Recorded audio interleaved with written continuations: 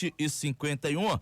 Nós vamos agora direto para o Catar falar mais sobre Copa do Mundo, saber como estão as coisas por lá, uma vez que Feira de Santana, embora esteja nublado nesse momento, muitas nuvens, mas a temperatura estão apontando aí em média de 25, 26 graus. E nesse momento, a cidade de Feira de Santana direito que está com a temperatura totalmente diferente de ontem. Mas a temperatura aí no Catar, doutor André Almeida, como está nesse momento? Calor nesse momento ou está suportável para o inverno? Um abraço, nosso muito bom dia, seja bem-vindo, doutor André Almeida. Bom dia, Miro, bom dia, ouvintes. Em Doha, no Catar, são 1h56 desta tarde de sexta-feira, um dia ensolarado, 29 graus de temperatura, que é a temperatura esperada para o inverno de Doha. Lembro que estamos no inverno aqui no Catar e esse foi um dos motivos da Copa do Mundo ser realizada nesse período. Por quê? Porque durante o verão aqui, os meses de junho e julho, a temperatura beira os 50 graus na sombra, inviável para a prática do bom futebol, não é verdade, Miro? Isso é verdade. Doutor André Almeida, tivemos essa vitória ontem da seleção brasileira, aonde estamos acompanhando aí também o desenrolar dos fatos, também todas as observações feitas por treinadores em nível mundial. O técnico da Sérvia, ele acabou inclusive até por reclamar sobre a questão do condicionamento físico. Ontem aqui até nós fizemos um bate-papo sobre essa questão da adaptação climática com o professor João Carlos Ângelo, que trabalhou durante 6 anos aí, né, nessa região do mundo, aonde ele falava exatamente sobre essa questão de adaptação, enfim, me parece que a Sérvia sentiu muito mais que o Brasil. Mas em termos de repercussão aí, qual é na verdade, doutor? Olha, em relação à temperatura, eu não concordo não, porque a temperatura ontem no estádio estava em volta de 23 graus, 22, 23, 24 graus. Temperatura altamente saudável para a prática do bom futebol. Se o técnico da Sérvia quer reclamar, ele tem que reclamar com o preparador físico dele, com os jogadores dele, mas não com a temperatura. A temperatura de 23, 24 graus, que foi o que hoje está 29, mas estamos aqui 1h da tarde, quase 2h da tarde. O jogo ontem foi 10 da noite. Não é motivo de preocupação, não. Hoje, eu estou vendo aqui, hoje, 10 da noite, vai estar 23 graus. Então, perfeitamente plausível para a prática do bom futebol. O senhor esteve no estádio, Lusail, né? O senhor falava inclusive sobre a questão da entrada, quando o senhor, após ter sido identificado, teve facilitado a sua entrada. E como foi a saída, a dispersão, né, depois dessa vitória do Brasil? A minha experiência com a dispersão depois do jogo ontem foi muito ruim mesmo. Tinha muita gente no estádio, o estádio realmente estava cheio, diferente do que estamos vendo em outros jogos, mas do Brasil é uma força motriz no mundo do futebol. Muita gente presente ao estádio, muitos brasileiros, é verdade, mas muitos torcedores de outros países que gostam de ver o Brasil jogar. E pagaram para ver ontem, eu acho que não se arrependeram. O Brasil no primeiro tempo foi um futebol duro, futebol mais amarrado, a Sérvia muito atrás, dificultando o trabalho dos brasileiros. No segundo tempo a coisa melhorou e tivemos a oportunidade de ver um bom futebol. Agora, a saída especificamente foi muito ruim. A logística para sair do estádio foi muito ruim. Então o jogo começou aqui, horário de Doha, 10 da noite.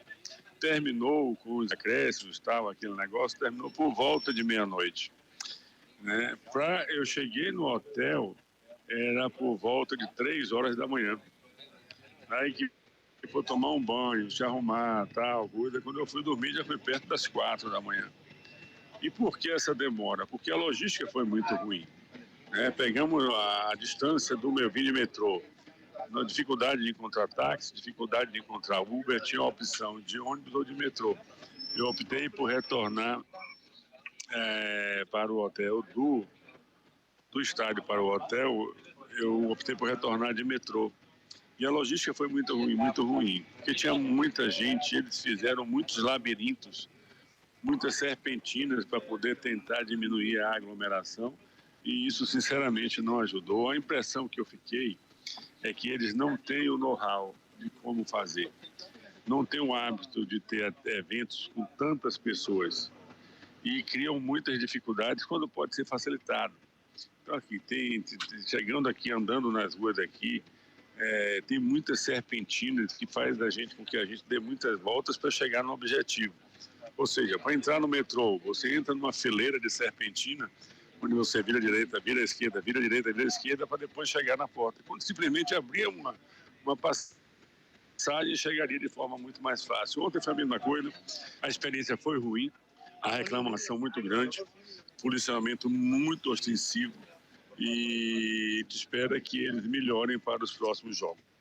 Mas ontem foi ruim. Aí tem um detalhe, viu, doutor? Porque o Brasil joga contra a Suíça, né? E aí depois dessa vitória ontem, me parece de que tende a dificultar muito mais ainda, não? Eu não entendi. Dificultar o quê? Eu falo a partir dessa vitória de ontem do Brasil, pensando já no próximo jogo, a logística me parece que ela pode ser muito mais complicada ainda, o senhor não acha, não? Pelo número de torcedores, você está falando? Sim, pela força do jogo, né? Eu não sei se vai aumentar, não sabe por quê, Vitor? Porque a grande maioria das pessoas que está aqui já vem com ingresso na mão.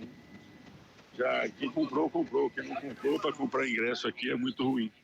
Os ingressos já foram vendidos praticamente todos com antecedência.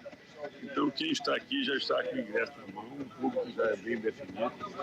O que causa estranheza, pelo menos o que tenho visto aqui nos jornais europeus, que eu consigo folhear via internet, eu não sei como é que está a repercussão aí no Brasil, é que eu estou vendo estádios vazios e quando divulga-se o borderô da FIFA, um estádio de 60 mil pessoas, que nós conseguimos visualizar vários espaços vazios nas cadeiras. Quando a gente vai ver no borderô da FIFA, tem 64 mil pessoas. Para um estádio com capacidade para 60 mil. O outro estádio com capacidade para 40 mil pessoas estava vazio, não estava vazio, mas tinha muitos lugares vazios. O borderô da FIFA deu 43 mil pessoas. Tem alguma coisa por debaixo desse angu aí que a gente não está conseguindo entender direito. Pra gente fechar, doutor André, tivemos ontem, né, com a contusão do jogador Neymar, que tem sido repercutida nesse momento, em entorse no tornozelo direito, sofrido ontem no segundo tempo, né, na estreia do Brasil. Pode, inclusive, forçar o técnico Tite a mexer na seleção brasileira. Tem nomes que já são colocados aí, inclusive, como substituto, que é o caso do Fred. Colocaria o Paquetá um tanto quanto mais avançado, puxaria o Fred para fazer a segunda volância. Também pode ter aí também, inclusive, mantendo o próprio Paquetá ao lado do Casemiro com a entrada do Rodrigo, como chamam, né? Que é o jogador do Real Madrid, o atacante. O senhor entende que pode ser feita, então, essa mudança aí, pelo que o senhor acompanhou, já que o senhor está credenciado também a acompanhar o coletivo, o trabalho por parte da seleção brasileira? Pode sim. Agora eu tenho uma visão muito particularizada sobre isso. Eu acho que o Fred entrou muito bem no lugar do Paquetá, deu mais amplitude de movimento ao meio de campo da seleção brasileira. Enquanto o Fred não estava em campo, a seleção estava muito jogando pela esquerda, com o Vinícius e com o Neymar. Quando o Fred entrou, deu a opção de formar a triangulação pela direita, com o ponta direita, o Rafinha, e o lateral direito chegando também.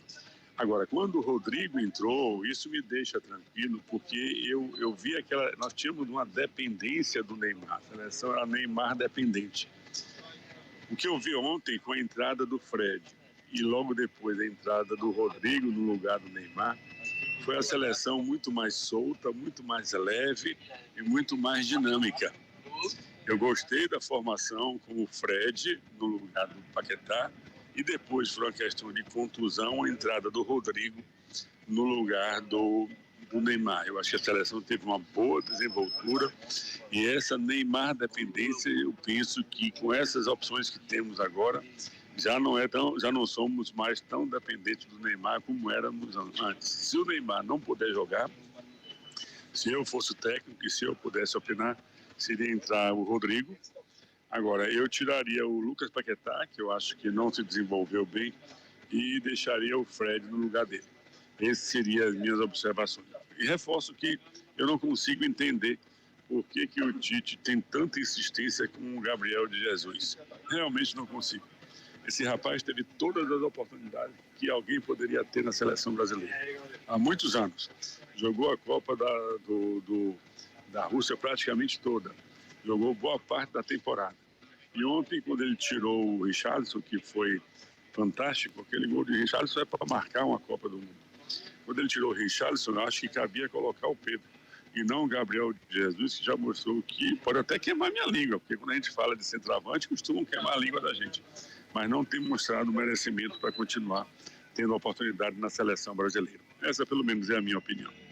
Doutor André Almeida, um forte abraço, nosso muito obrigado pela sua participação e a qualquer momento a gente chama de novo, tá certo? Obrigado, Miro, um bom dia para vocês. Então, nosso querido doutor André Almeida participando